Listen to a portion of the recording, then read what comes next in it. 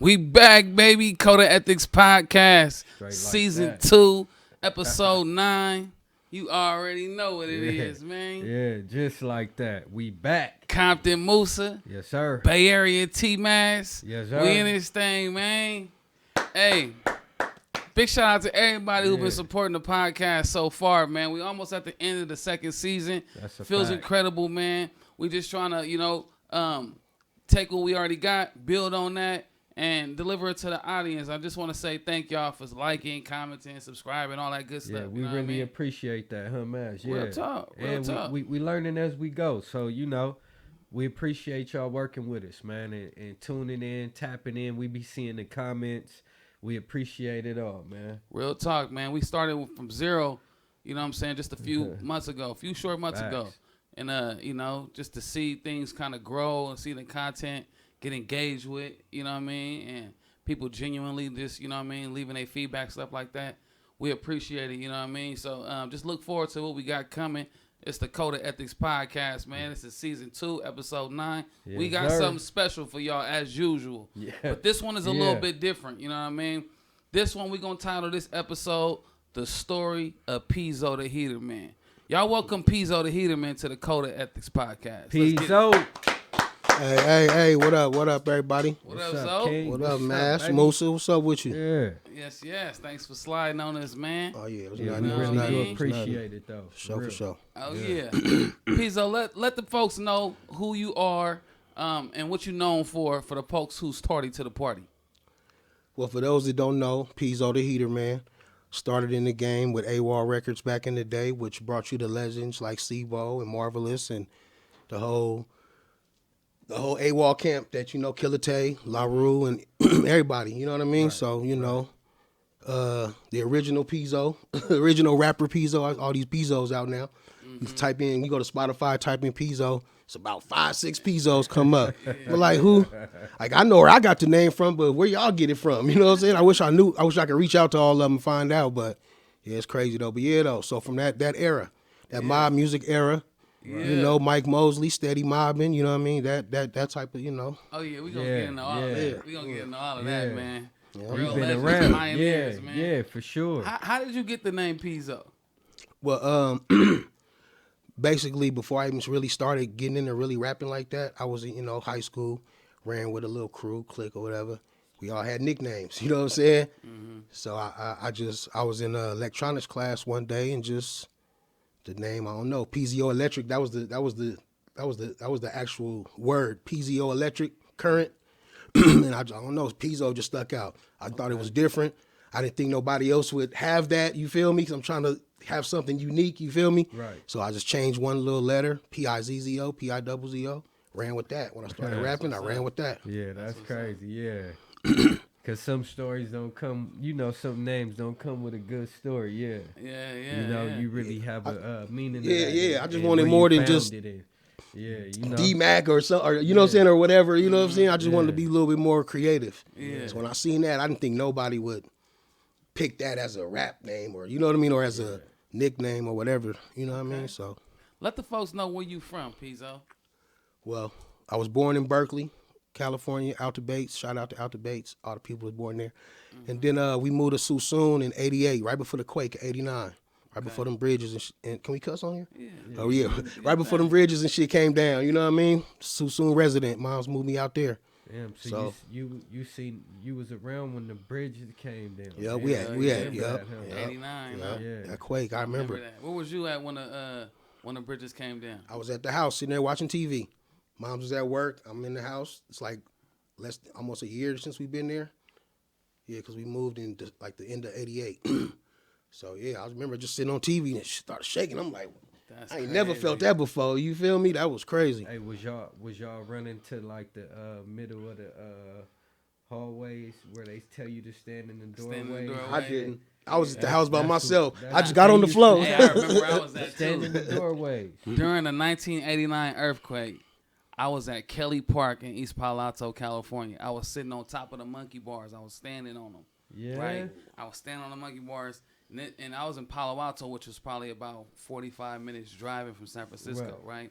So I'm standing on the monkey bars and you see it just swaying left and right a little bit, right?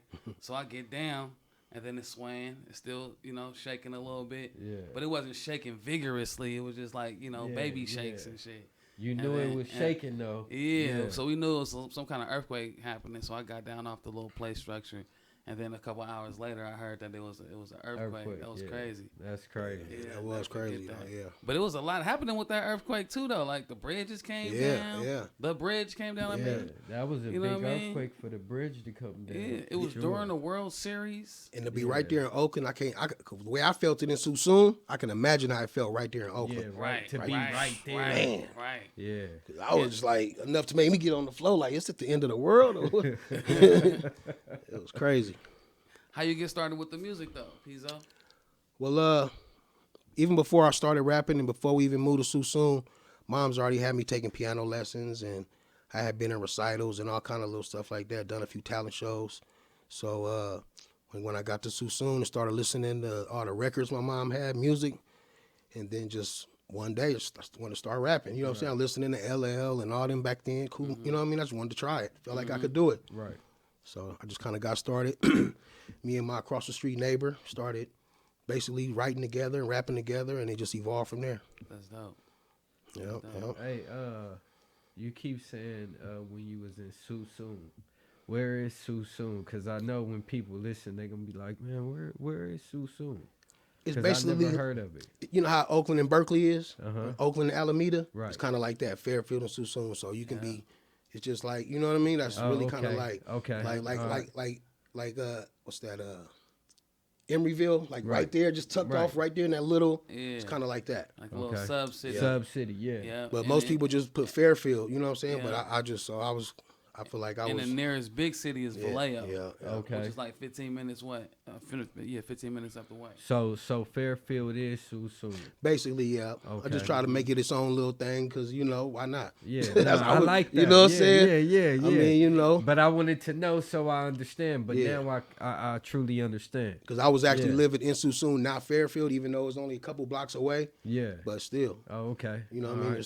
It's still kind of considered different. You know what I mean? I get what you're saying, yeah. That's dope. When you think about them days back then, man, first moving to Suisun, you know what I'm saying, getting into music, like what was important to you around those times? Around those times, man, I was so young. Around those times, maybe what I thought was important was just doing it, just trying to do it. Right. You know what I'm saying? Because at that time, I'm just getting started rapping and trying to think I'm rapping, or you know what I mean? I don't even know if I'm tight yet. You feel me? This before AWOL, you know what I mean? All that. So I guess I just wanted just to be able to do it and feel like I can write a rap, say it in front of somebody, and they, okay. Yeah. You know what I'm saying? Yeah. Because I didn't, I hadn't been in the game to have any other kind of, like any other kind of wants out of it or expecting, you know what I mean? I just wanted to do it. Yeah. You know what I mean? Just do it. Damn, that's crazy. So you never knew it would take you where it took you. You just really wanted to do it. Yeah, because at that time, it was before digital, before all this internet shit. All this, you know what I mean? Like, I think the internet was around then, but it was still dial-up. Yeah, it wasn't no websites all like that. You know what I mean? 89, 90s, yeah. Back then, only way you could do music if you really knew somebody with a studio. You couldn't just have no computer at the house. Right. It wasn't like that back then. You feel me? So that's maybe why I say I just wanted to do it, because it was harder back then. Yeah. Nowadays, anybody could do music. Yeah, that's a fact. You can leave right now, go to Walmart, get a computer, download it, and do it. You know what I mean? It wasn't like that back then. So it was more of a challenge. Yeah. So just to be able to do it was like, okay, you know what I mean? Right. Yeah. Some people like, as soon as they hop off the porch with the music stuff, they have somebody to kind of introduce them to an audience, a bigger artist, right? In your situation, can you kind of explain for the listeners, like, did you have to do a lot of songs before you got an opportunity, or was it kind of instant for you? Right. What was that process like? That's a good question right there. I remember in 9th or 10th grade, maybe I think it was 9th grade, one of my schoolmates, his name was Courtney Smith, and he let me hear some on the bus that he had recorded. This before I even been in anybody's studio. Only thing I've done is just been writing raps, sitting in the garage with my neighbor. So he let me hear something, and I was like, damn, that's so raw right there. How you do that? Right. And then that was the first time I ever been in the studio. He hooked me up with the person who did that for him. So then that's where the studio journey started. Yeah, you know what I'm saying? You found your way. Yeah, to it's him. like, That was okay, smart. okay. So Yeah. this is kind of what it's like. Okay. And it's still before AWOL. So maybe like a couple little times I was in there. Maybe like, I would say under 10 times I had been in the studio. But I had hella raps. You know what I'm saying? Matter of fact, I even won a phone thing, like a battle rap thing. What? I won one of them in Susun. Yep. I You won said one. on the phone? Oh, yeah, where you called in and rapped over the phone, Oh, like yeah, battle I rap remember against that. somebody. To the radio? Yeah. That's dope. Yep. Was that Cameo? I don't remember back Okay, then. okay. It definitely wasn't Cameo because that's Bay Area. Okay. So it had to be one of them, 102.5. something like that or Yeah. something. Yeah. Shout out 102.5. Yeah, I don't even remember what station it was, but yeah, it was some kind of battle rap. Maybe it was Cameo. I don't remember. Okay. But it was way back then. That's dope. Yeah. But you won that contest, though. I came in second to a Christian rapper. Okay. And I always say that's the reason why I lost. But I got all of so I got to number 2. You know what I'm saying? cool. But yeah, so once I got there, I felt like I had a little confidence. Yeah, that So then, experience. so I just kept going. And then one of my homies introduced me to Freddie T, who started AWOL. And he just, when I met him, he just like, bust something. I rapped for him. He's like, I'm gonna fuck with you. And then that's kind of where it started with the AWOL. Was you getting charged for the studio time when you was recording when you met through your partner?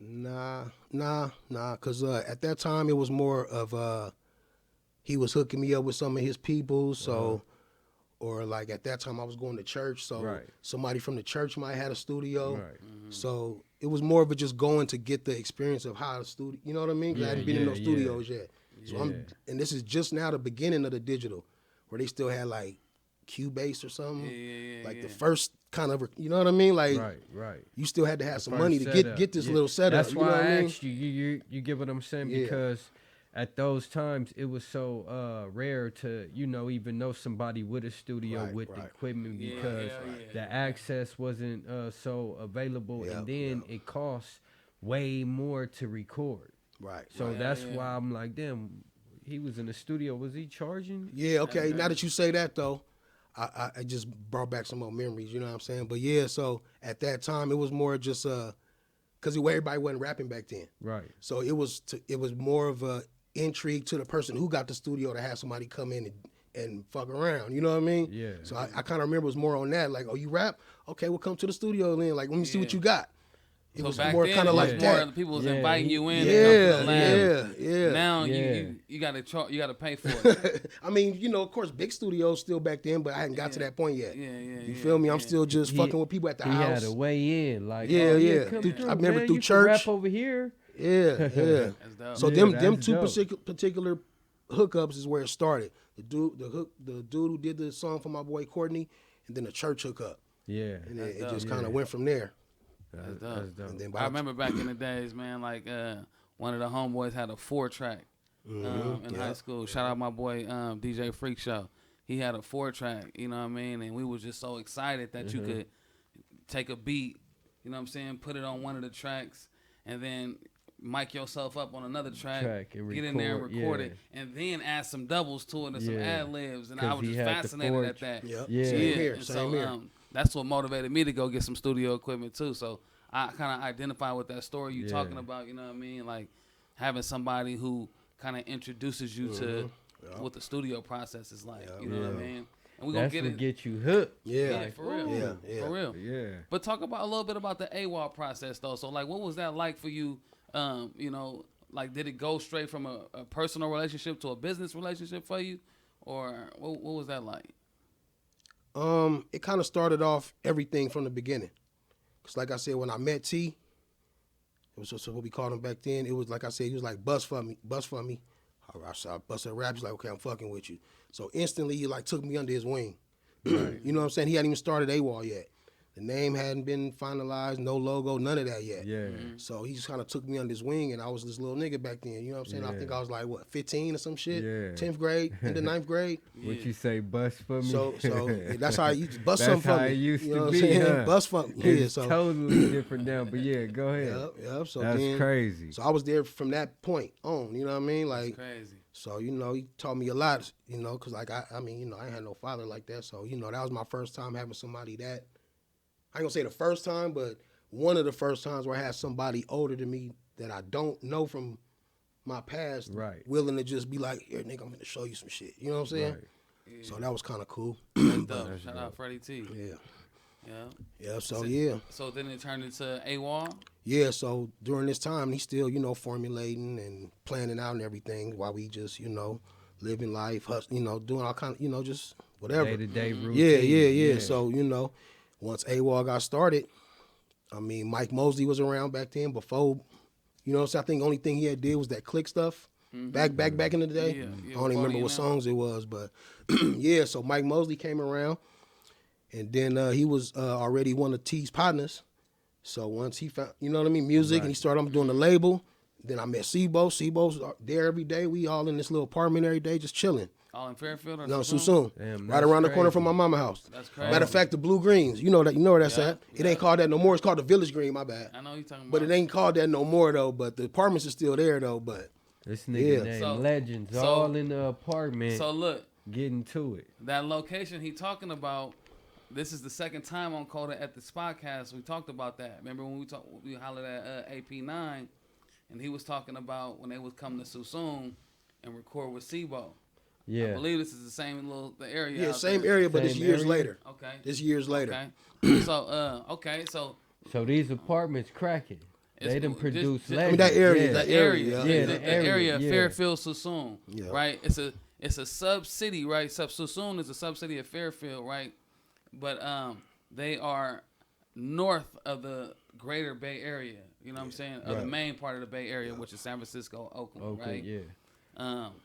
Even back in the days, people would call it like Squarefield or whatever, right? Because like just, you know, indicating that it don't go down like it go down in Oakland, San Francisco. Right. However, it does go down like that out there, right? Now. And it's actual moves that was being made with the music with actual pioneers right there in Susoon and Fairfield, like Pizzo explaining to us, right? Right. People that was influential on Northern California culture. So just like, you know, when you meet Sebo, did you already know who he was? Or what was that like for you? Nah, he just, I remember I was at the apartment one time. Like I said, I used to cut school and just go over there. You feel me? This was the spot for me to go to now. All these, you know, all these older cats I'm around and showing me love, and you feel me? Mm-hmm. I mean, so he just came through one day. And then T was like, yeah, this Sebo, this going to be the first artist right here. So he already, at that moment, just from T introducing me to Stan, this my little nigga, he gonna fuck. It was all love from there. He embraced. That's what I'm saying. So automatic. That's what I'm saying. So, my bad. So even times when T wasn't there, and it was just me, Bo, and whoever else, we just all be just hanging, eating, smoking. You know what I'm saying? Playing video games. That's a lot of history. That's legacy, right? Yeah, I remember one time me and Bo. It was just me and Bo. This time he had a Skylark, no brakes. We drove that thing. Well, he drove that thing to Oakland with no. I mean, it had some brakes, but it was rubbing. It was crazy. I remember we went to go see a Scary X. Y'all know who that is? Hell yeah, all the Pekka was. What's that? Old school Scary X. Shout out to Scary X. Shout out to Scary X. He was Ward of the State. First revolutionary rappers from the Northern for California. From the town. From the he town. Had a song called "All the Pekka Woods Better Hide Tonight." That was one of his biggest songs. It's crazy how many people don't know him and don't know that song. For real. Shout out to Scary X. Yeah, somebody need to like do an updated version of that. I don't know. You probably can't now. I gotta go do my research. In this climate, you probably can't. You know what I'm saying? In this media climate. But y'all just go check that song out. You might not be able to get away with that. Some of his That's music, crazy. You know what I mean? But yeah, I never heard Northern of that. California history. But yeah, so we went. I remember we rode that to there, and that was the first time I met him. I know this is a little side story, but it was just crazy. I just had to say this because I just remembered it. I remember we went to Oakland and seen him, and when we pulled up and went in, that shit looked like we was in, I don't know, Africa or somewhere the way he had it, like, you know what I'm saying? He's sitting there, sitting there with his robe and all this shit on, like some Coming to America type shit with the females and the little pillows and big ass, you know what I mean? At his show? At his house. Oh, at his house. Yeah. Okay. Oh, he chilling like a king. Yeah, because you know him and Bo was coming to Desmond to do some music or talk about whatever. Yeah. So I'm just with Bo, but when I walked in and seen that shit, I was like, damn, that shit was crazy. But I'll never forget that shit. The way that shit looked. Like that's a dope ass experience. That's what I'm saying. When I walked in, that night? No, not that night, but I don't know. Now that I think of it, they was really kicking it then. Yeah, I gotta look that up, see if they ever really ended up doing that song. But what do you feel like as an artist, as an individual, meeting the Scary X and Sebo at the same time in that setting, whatever? Like, what did that do to you as an artist? You know what I'm saying? Because Scary X is a legend in the Bay. Yeah. Right. Sebo is obviously a West Coast legend. Like, you know what I'm saying? Starting to see big artists connecting with other big artists, right? And you pulling up as that young homie. What was that like for you, man, and your determination to make it like what you said was your original plan? Right, you know what I mean? Right. Well, at that time, this is before Gas Chamber. So Bo ain't even nowhere where he was yet. Yeah. You see what I'm saying? Started. He ain't putting nothing out yet. Okay. Yeah, because you see what I'm saying? This before he so this before started. Even Gas Chamber even done. Yeah. You see what I'm saying? This all during that time. So Scary X was already who he was at this time. He already been to jail, or I think did he go? I don't remember, but he already been. You know what I mean? Yeah. Okay. So Scary X been out way before Bo even found who he was. Right. Okay. Right. Okay, that makes sense. Yeah. Okay. So right after that, fast forward, then Bo started working on Gas Chamber with Mike Mosley, and I mean, so that was all after that. You know what I mean? So Bo ain't been out yet. So ain't nobody really know about Bo. Who is Mike Mosley? Mike Mosley is a producer from, I think he's from Vallejo originally, I think. He produced a lot of shit for E40, for Tupac, Richie Rich. Pac, all of them.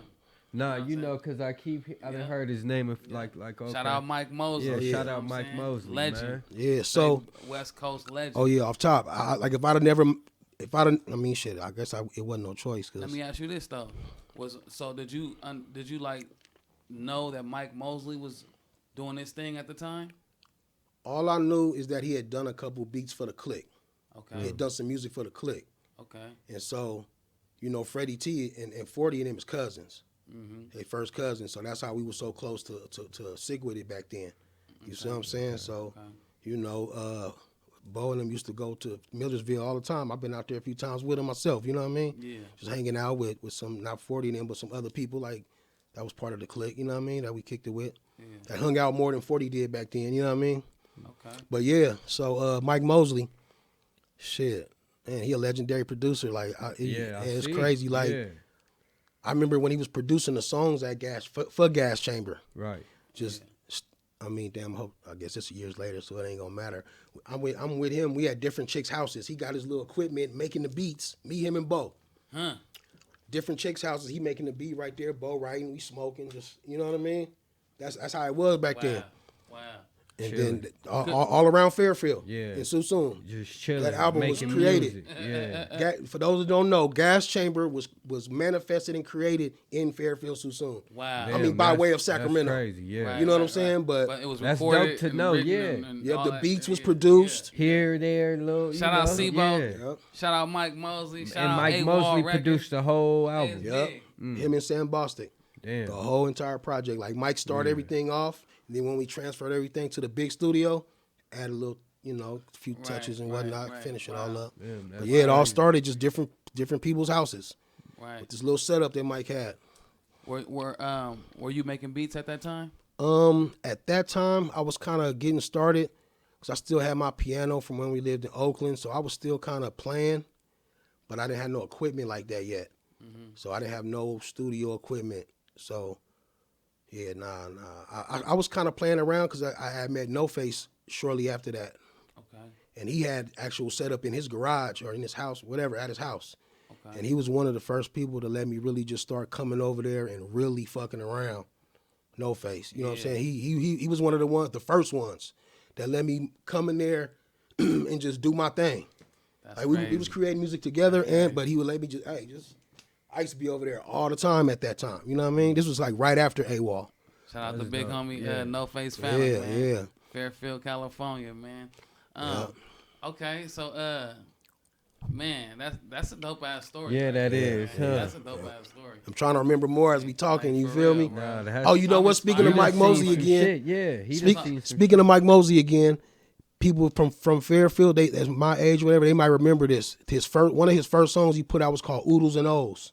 Mike Mosley produced it. It was like a song with all the Fairfield Susoon rappers on it. Right. Who I was on it? Me, Sebo. No, it's before Lil Jazz. So it's me, Sebo, Kelly Kale. They used to have a group, you know, Kelly Kale and Busy B might be before your time too. But yeah, they had a group called Blackmail. And they was one of the first groups in Fairfield besides Rhythm X, you know what I'm saying, that was doing music. So Mike Mosley gathered all of us on there and that was one of the first songs that I ever rapped on. That was like a real song, you know what I mean? Yeah. I don't got the whole song no more, only got a piece of it. Wow. Yeah. You still got access to some of them songs from back then? Man, most of the stuff that I had, the ADATs from, not the ADATs, but the DAT tapes, remember the small ones? Mm-hmm. Got messed up in the flood, in the Fairfield flood. That's crazy. Wow. I lost so much. How was it as an artist working with Sebo? Like, what did you, how was it? And then, like, what did you take in and learn from him? I'd probably say the most thing I took in was just how to really write. You know what I'm saying? How to really, really write to create a song instead of just writing raps. Because all my older raps before that, I'm just writing, just no structure. Like just I don't like just maybe that's a better word. I learned how to structure writing raps into songs and like to make it like what I hear on the radio or what I hear other these artists is doing. You know what I mean? That's crazy. So that was probably because he already had it down. Yeah. You know what I'm saying? From Gas Chamber, he already had it down. So I probably say that was the most thing that I learned from him. And that's crazy that you say that because that's probably what I learned from you too. Oh shit! You know what I'm saying? Right on. Me and Pizzo, for people who don't know, a lot of people who do know, you know, like I was just out in Fairfield just selling my music and shit as a, you know, just an artist, hungry artist, kind of like he talked about in the beginning of his career. Right. And then a mutual friend introduced us, and Pizzo pulled me up under his wing. You know what I'm saying? With actually get me in a studio where, you know, you can mix and master stuff. Yeah. Then we would take that to bigger studios. And, you know, we really printing shit up. You know what I'm saying? Getting out in the streets, pushing it like, and then you know, and I would start seeing motion with my career musically after fucking with bro right here. So just like you kind of said, man, I've learned a lot of like business stuff from you. I've learned a lot of how to create songs, how to like structure a song, how to work on my breathing and shit in there. We would be in there for hours. You know what I'm saying? He was telling me, run it back. You know what I'm saying? Get that shit right. Get that shit right. Exactly. So, damn. That's crazy, man. I appreciate that. We got those intersections. Like, that's dope. Just that's love right there. That's dope. I hear your story. Yeah, I appreciate that. That's crazy. Yeah, that's hella crazy. Yeah. I learned. That's crazy that you say that because I was learning just as much from you. You know what I'm saying? You know what I'm saying? Because like, I just want to be creative. I like being creative. All my life, I've been trying to create something from nothing. Yeah, that's when real. I seen him, I was like, oh shit, he just as witted as I am. So shit, let's do it. You know what I'm saying? Let's do it. Oh, you want to be in the studio as long as I? Okay, come on. Come on. I got my own studio. Let's go. The story of what y'all come from and, you know, getting out there, putting the music together, getting out there, pushing it yourself, shooting your own shit. That's like, man, that needs to be pushed, especially in this time, so that people understand, like, a lot of shit to get done way more faster and way better when you on your 1-2, when you want to do it, when you push it. You get what I'm saying? That passion for independent grind ain't nothing like it, especially in music. Even though it's digital now, you still need that independent grind mind state. Yep. And you seen the grind go from like, you know, street work, putting in that real footwork, campaigning out there with posters, ticket signs, out the trunk, flyers, out the trunk and then with you it. seen it go digital too, right? Yeah. I'll do that whole time. The footwork is coming back too. Yeah, Seems you like need that. it. Yeah, you need Talk it. a little bit about what you've seen with all that, you know, throughout the years. Yeah, I definitely remember in the early AWOL times, the first like Gas Chamber and the first few releases, yeah, we was out there pushing. Like T had us, the artists is out there too. Only person wasn't out there was Bo. But everybody else, every event, we out there walking through the crowds, giving people flyers. And I remember a few times we was at like the Hip Hop on the Greens before it got shut down. Not the, what's it called? The Jam. What is it? The Summer Jam. Summer Jam. Yeah. One of the times right after Gas Chamber came out, like at the end. Yeah. He had a crew of us walking through, outside, passing shit out as the that's cars where the drove out. promotion is at the end of the event. Everybody going back to their cars. And all them thousands of people was flooding out of that building.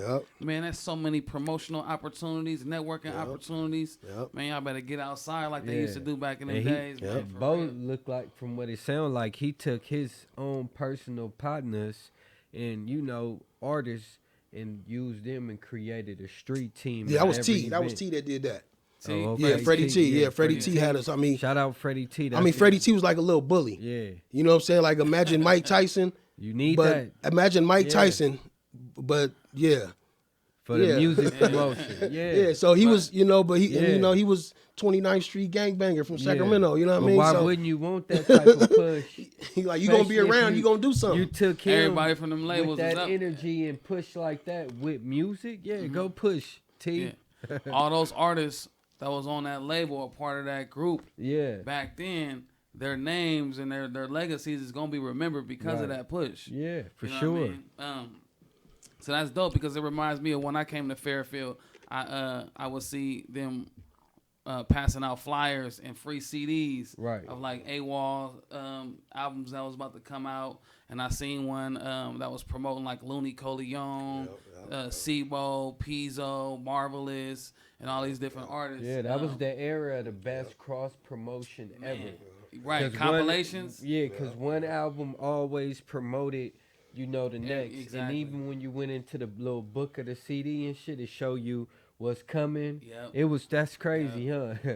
So that was cross promotion at its best in that time right there. Yeah, definitely a different era. Definitely a different era. Sure. Hell yeah. So, okay, tell them about the first album that you dropped, Pizzo. The first album that I dropped, that was The Heaterman. That was The Heaterman? That was The Heaterman, yeah. I actually had half of an album for AWOL that never came out before that. But they broke that up into different little songs and put different people on them and whatever. Okay. That's actually where the name The Heaterman came from. Because me and Bo had a song for that album called Here Come the Heaterman. Heatermen. You know what I'm saying? Okay. Right. You know, at that time, I'm young and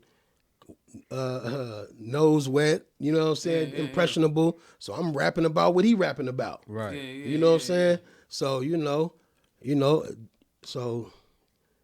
was just kind of on that. I was just on that vibe. You know what I mean? That makes sense. Definitely, not trying to take it too far, but definitely, when in Rome. Right. You know what I'm saying? But yeah, so that's where the name came from. So, like I said, I started doing those beats with No Face and whatnot. So when I left AWOL, jumped over to Strong Island, he was one of the main people to help me produce that album. Okay. Talk about leaving AWOL. What was that about? Was it on good terms or what was all that? It was just me being young and impatient. Like I said, I had half that album, but I felt like it wasn't moving fast enough. It was kind of putting me to the side to do Dual Committee. Right. That was 3 Times Crazy, before 3 Times Crazy. Okay. So before 3 Times Crazy, it was Dual Committee that was without Bart. Right. It was just Adrian Man and Keek. That was it. They was on AWOL. Okay. So they was gonna come out before me. You know what I'm saying? Which I wasn't tripping because it was cool. Like we used to hang out. You know what I'm saying? Yeah, but I just wanted to come out. You know what I'm saying? Yeah, just impatient. Like, man, I want my shit out. You know what I'm saying? Right. So I just felt like T wasn't putting enough. He wasn't putting enough importance on me. You know what I'm saying? Yeah. So whether he thought I was ready or not or whatever, I don't know. So that's what pushed me to leave. And then going through Solar Music Group, we used to go through there all the time. Okay. St. Charles, shout out to St. Charles. You know what I'm saying? I got the game from my uncle. None of this would be going on without St. Charles. You know what I'm saying? Yeah. So I used to hang out up there all the time. You know what I'm saying? 'Cause I went to school with his daughter. So we was cool. So besides having the connection, go ahead. Let me ask you this: was St. Charles a producer? What did St. Charles do? That was my next question. He was. I know he dropped game. Yeah. I mean, every time I seen him in traffic, he pulled me to the side, youngster. And, you know, he dropped some bars on me. You know what I'm saying? Yeah. And I would try to implement that into my hustle or whatever. You know what I mean? And trying to sell him my CDs at the same time. But did he make beats or something like that? Nah, he basically was like a A&R / executive because it was a distribution thing over there. Okay, you know what I'm saying? So you know, he helped 40 get started independently before 40 got that deal with Priority Jive. back in the Wasn't it Jive. Yeah. Jive. So before all that, St. Charles was the one that helped him get started with the click and all that and get his shit out there. Right. You know what I'm saying? So that's who St. Charles was. He knew people. He was like a Bay Area Don King, but for music, you know what I'm saying, or type shit. You know what I'm saying? Exactly. He knew people. So like I said, I used to hang out up there all the time. So one of his people that worked there knew that I wanted to get my shit out. So he hooked me up with dude Ray from Richmond, Strong Island Records. So I left AWOL. Okay. So he let me go. And what you drop on Strong Island? The Heaterman. And that's where Heaterman. Yeah. Right. So he signed me. Me and No Face got started. It's K-Lou. And we did the whole project at K-Lou's. Yeah, talk a little bit about K-Lou, man. Shout out K-Lou for the rich, man. K-Lou, man. Like, where would Pizzo be without K-Lou? Because, I mean, to this day, that's my best-selling music. Heaterman. Like, if I go check my Spotify right now, On My Way, still at the top. You know what I'm saying? That should be crazy to me because I don't promote it. I don't, you know what I mean? I'm throwing on a few songs and whatnot, but it's crazy. So, K-Lou, man, I learned pretty much everything in my second half of studio engineering from K-Lou. You know what I'm saying? Because I learned my first half, like I said, started with No Face, went on to T-Roy. Fairfield people know who that is. And Bumpenstein, right? Yeah, Bumpenstein. Shout out T-Roy. Yeah, Bumpenstein, and it was Rudy, Rude Boy they called him. Okay. He had another studio too. So them three people laid the foundation for me learning how to engineer and be in the studio before I got to K-Lou. So by the time I got to K-Lou, I kind of knew how to wiggle in there. So you know what I'm saying? So me and No Face he came to pretty much 80% of my sessions for the whole album. Yeah. You know what I'm saying? He rocked with me whether he was on the song or not. So he was pushing with you. You so know what's crazy? One of the singles that I did with Pizzo, he took me to K-Lou spot to record it. Wasn't it that Bay Anthem? Then we take that to K-Lou? Was it that one? Oh yeah. What's the name? What's the name? Did that beat? Yeah, that was. And Sticks did the beat. Oh, Sticks did it? Yeah, I think Sticks did it. But it's crazy though, because there's so many parallels in the story, man. Yeah, that's crazy. But K-Lou is another legend. He's done a lot of engineering for a lot of huge songs from Master P to 40. All types of people. Yeah, that's crazy. And then let's talk about No Face Phantom real quick too. For sure. And because he is another pioneer out in the Bay Area. For sure. You know what I'm saying? Talk about his influence on your career. Like I said, without meeting No Face, I wouldn't have elevated to be able to do the music that I did on Heaterman. Because I produced maybe half of that. You know, me and No Face and different, you know what I'm saying? Like different collaborations. But yeah, without the time that I spent in there learning things, I would have been able, like I said, go to the next step and be able to go in the studio right now and do it myself. Yeah. Or build a studio or put together a studio. You know what I mean? Right. All that kind of shit. So yeah, No Face was very integral in me being able to grow and elevate as an artist and be able to do the Heaterman album. You know what I'm saying? Because you know, people still write in today and tell me that the album's dope. Like people, you know what I'm saying? Like I didn't know, you know what I mean? But you know what I'm saying? I appreciate everybody that be sending me stuff. So yeah, that's dope. Shout out to be feeling good. Yeah, for sure. Letting him know his shit. It's crazy. Slap like that. Come on, man. You know, I feel like I ain't never made it to be no big star, so yeah. I never knew people like my shit out there. That you know what I'm saying? So dope. But you got a trip though, man, because there's some people out there in the world who probably listen to your music every single day, man. Don't even know it's gotten them through some tough times. Right, you know what I'm saying? Yeah. So just shout out them real quick, to somebody who's in that kind of position, who's been listening to your music all the time, ain't able to probably express it to you directly in your face, like what's something that you would say to them, Pizzo? Man, I would say like people that keep listening to your music. I would say to them, like I've said to the people that I've responded to their messages that they send me. I appreciate all the love, them listening to me, them even taking the time out their day to reach out and tell me how they feel. Yeah. That means more to me than ever blowing up big. Or whatever, quote unquote. You know what I'm saying? Because like I said in one of my songs that my music been places I ain't never been. You know what I'm saying? Yeah. So like if you just think about that for a minute, that's crazy. My music been places I ain't never been. All places in different world. Germany, China, like you know what I'm saying, all kind of different places. I didn't got messages, I save them and everything. You know what I'm saying? How does that feel when you have fans reaching out to you, expressing their appreciation for your music? That's what keep me going. That's what keep me wanting to stay being creative for the people that's really paying attention and listening and fuck with me. Right. You know what I'm saying? Because them the people that's really listening. I love it. So that's why I'm still doing music so they can hear my growth and how I've evolved and how I don't. You know what I'm saying? Just talk about what I started off talking about with AWOL and the gangster shit. Because, you know what I'm saying? Like, I was never no gangster. I was a thug, little you know what I'm saying? But I wasn't no gangbanger or none of that. I just was affiliated with them because they, you know what I mean? It's what it was. That's how it goes. You know, guilty and that's by association. But that's what life about, though. It's about evolving, though. You know what I'm saying? Yeah, that's real. You know, we all got some kind of past, man. But as long as we growing every single day, learning every day, applying lessons and stuff like that, you know, we ain't got no choice but to evolve. That's in our trajectory. You know what I mean? That's a fact. So it's dope to see people, you know, go from one lifestyle to a better one. You know what I mean? To a more healthier one. You know what I mean? And that's crazy once you realize you don't even want that lifestyle no more. For real. And definitely just musically, I wanted to be more responsible for my music that I'm putting out and more, what's the word I'm looking for right now? More, I guess responsible. We'll stick with that one. I can't think of nothing else right now. Ethical. Just more, you know. It's another adjective I'm looking for, but we gonna skip that. But I just wanted to be more responsible for the music that I'm putting out there. Okay. You know what I mean? You want to so be somebody able to listen stand to on it. Yeah, because this, I mean, this when I'm really 16, what you mean, from now it's like, hold on.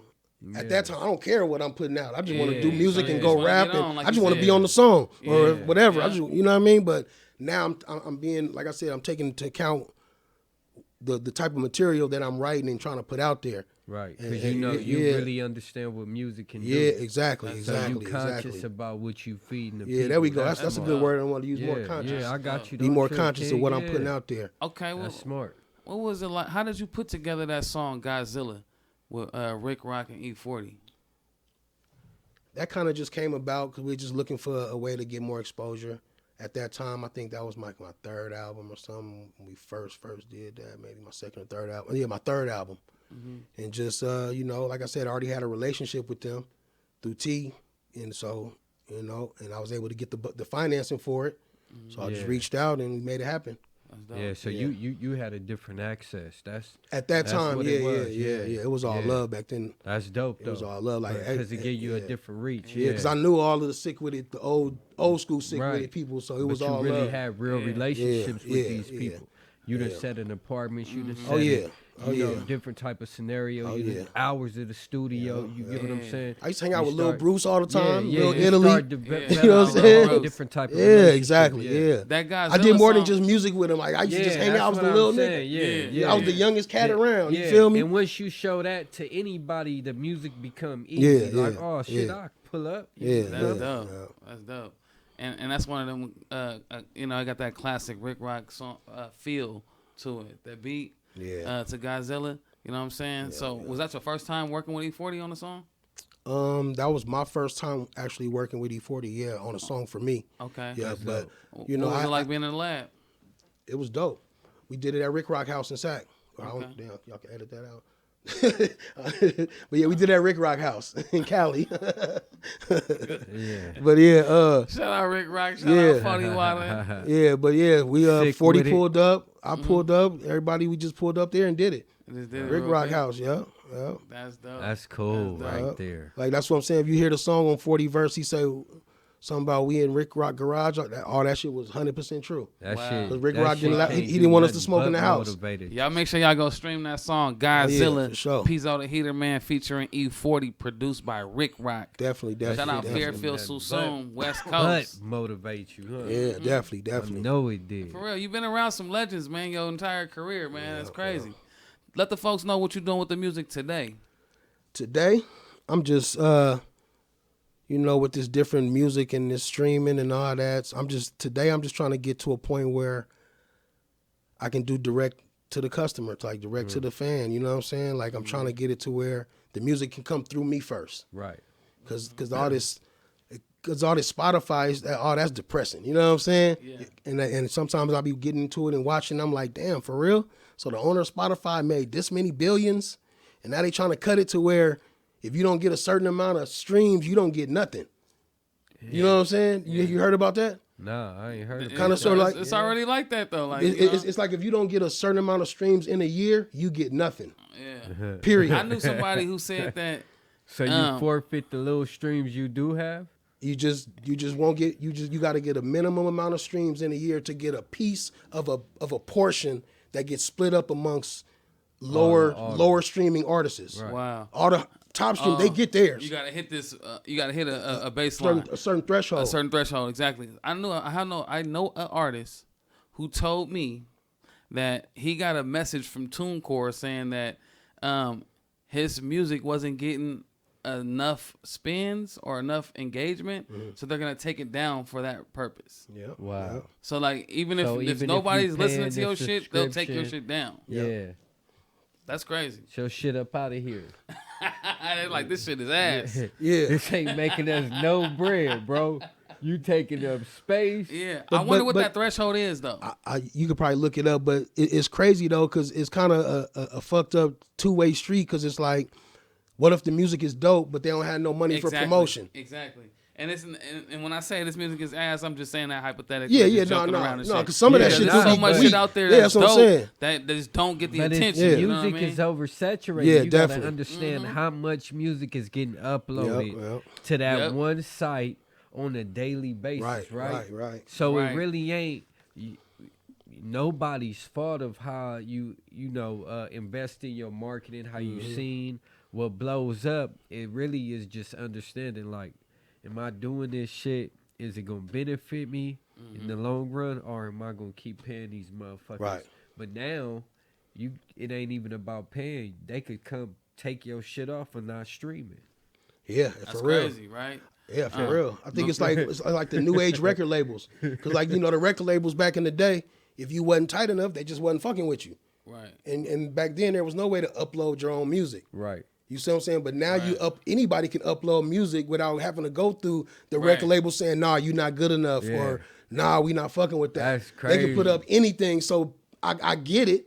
You know what I'm saying? Right. But it's I just think crazy. it also sends a message that if you're a musician and you're putting out music, you're actually publishing it on digital streaming sites, then you should have somebody out there. You should have some kind of demand for the supply. Exactly. Yeah, you So- gotta have a exactly. rollout. You gotta If you got something. You gotta a get song your out there, shit somebody together. should know Yeah. about A it. foundation Yeah. or something. Somebody should know You gotta about that really shit. be pushing that. Somebody shit. should be Yeah. looking for you. Right, Somebody right. should be searching your name or something like Yeah. that. You know what I'm saying? Yeah. Even if it's 20 Yeah. people a week. You know what I'm saying? Right. Man, and then like a lot of people to get up and get they face out there, they content out there. A lot of them people are posting like hundreds of times a day. Yeah. Yeah. And that's true.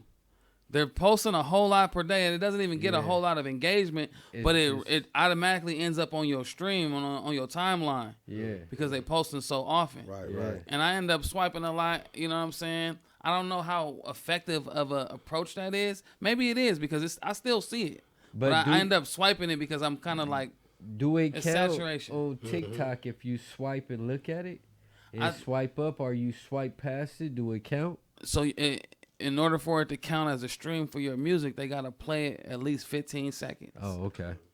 You know what I'm saying? So you got to make engaging content that folks is going to at least watch for 15 seconds, hopefully longer. So that's what I'm saying? crazy. Have a bunch of bread for promotion. Yeah. Yeah. All Either that. All that. So what you think about this time that we in with the content times, people doing skits and all kinds of little different wild shit? It's a lot of wild shit out there. It's a lot of wild stuff, but it's also some educational kind. It's some stuff that's dope, I think. But let me know what you think about it, considering the era you came from with the music, or the era you started in. I think nowadays it's a lot more opportunity if depending on what you're willing to do. Mm-hmm. You know what I mean? With the social media and the digital internet, it's a lot more opportunities. But it just depends on what type of person you are and what you're willing to allow yourself to get into to get out there. Because you know what I mean? Because you can go.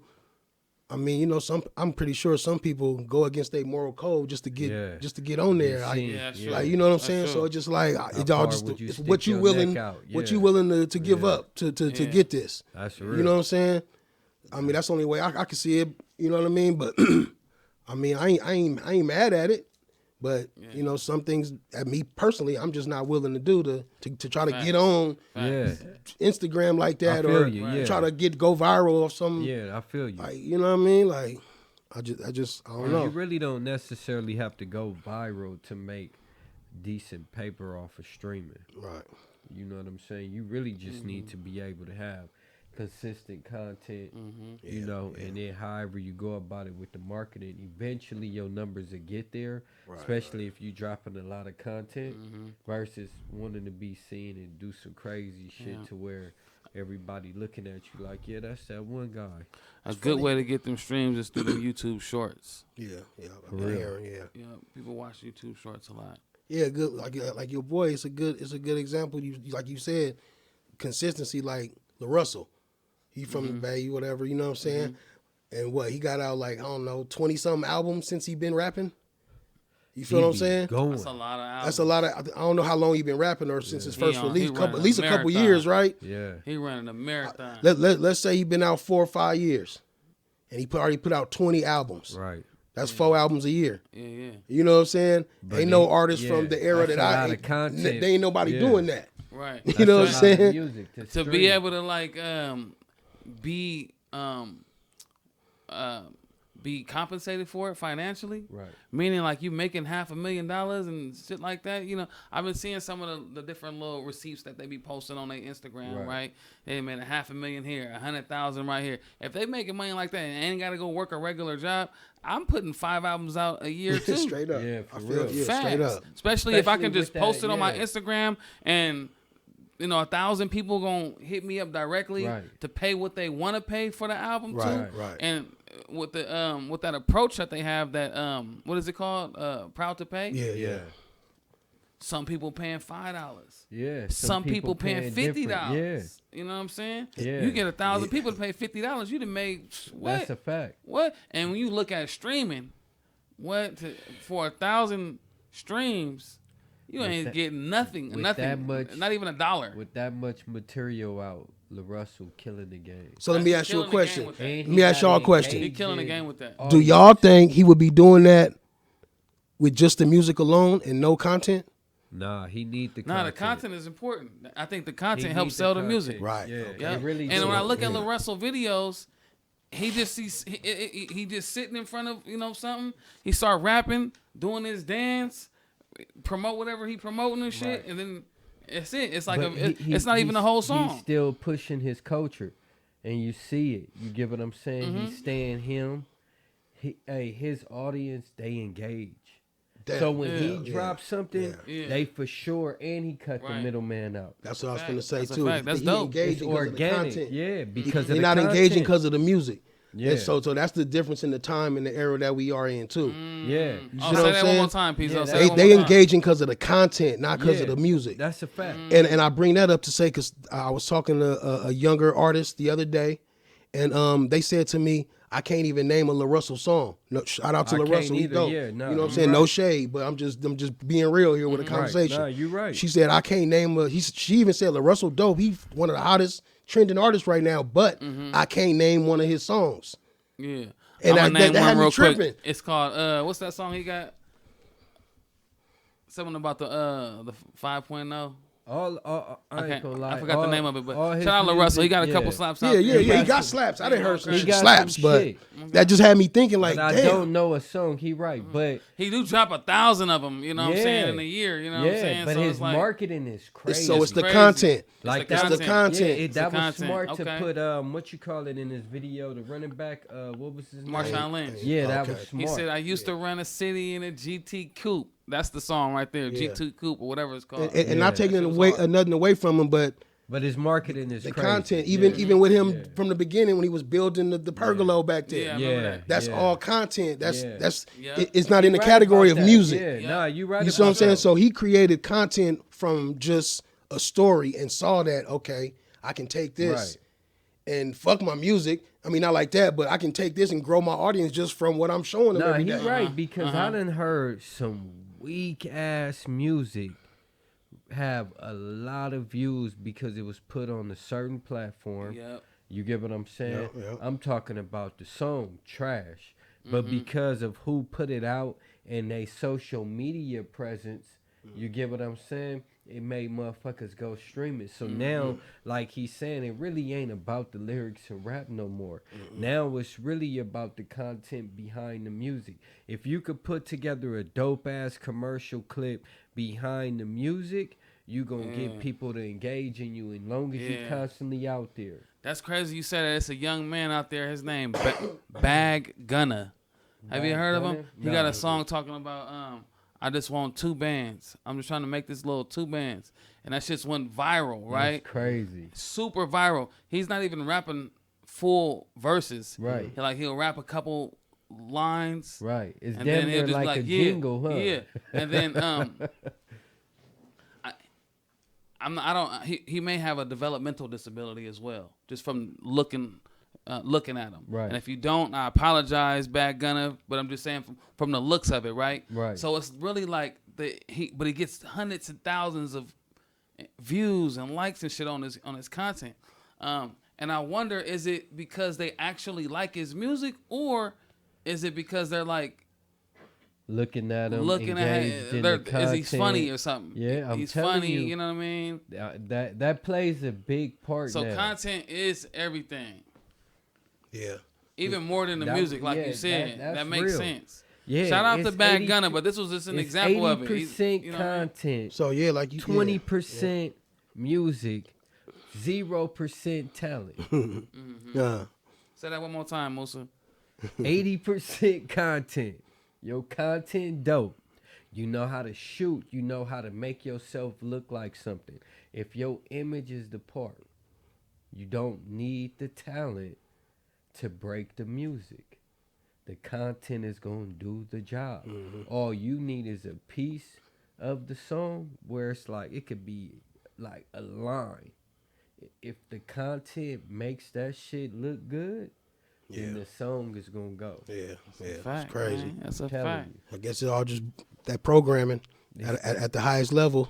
You, know what I'm gotta saying? That really government. understand what you up against. I mean, come on now. You know they got AI and all kind of shit. You know what I'm saying? You got to really understand what you really up against. A lot of people with content ain't even pushing the content they self. Right, they right, using right. some form of AI. Yeah.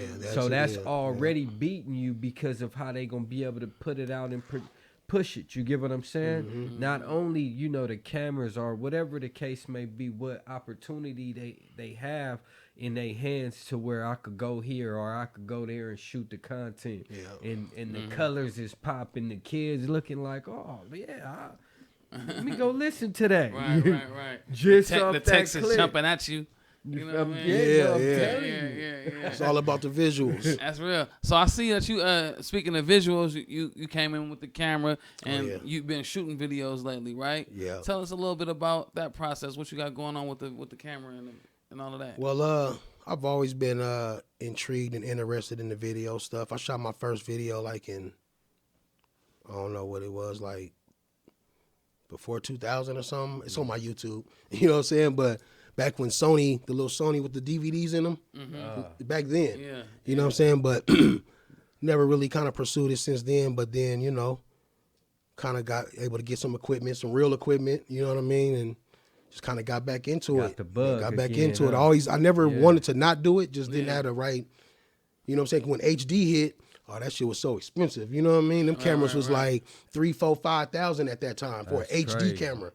And so everybody that was shooting videos was shooting in HD back then. So I couldn't really compete. So, you know. Was they switching lens back then, or they were just buying an HD camera? Yeah.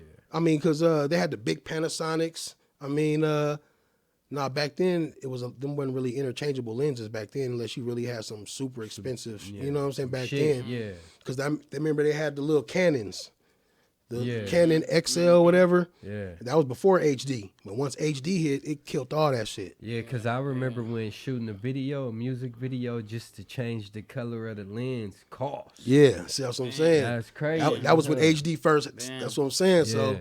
Yeah, I remember my boy La Rue. Y'all know La Rue, Hit a Slim now.